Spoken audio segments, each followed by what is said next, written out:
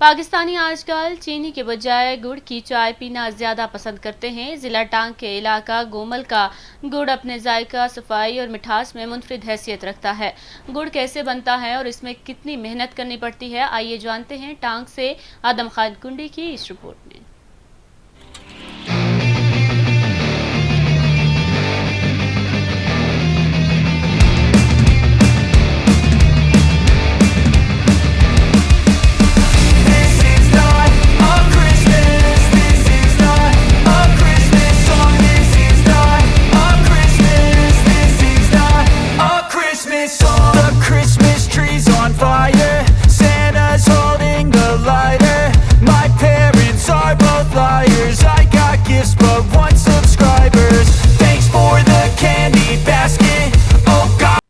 जब शीरा गाढ़ा हो जाता है तो उसे एक टब में उंडेल दिया जाता है। अच्छा, मीठा, साफ और सुर्ख गुड़ बनाने के लिए बहुत मेहनत करनी पड़ती है। जिला टांक में गुमल का गुड़ जायके और बनावट के लिहाज से मुनफरिद हैसियत रखता है।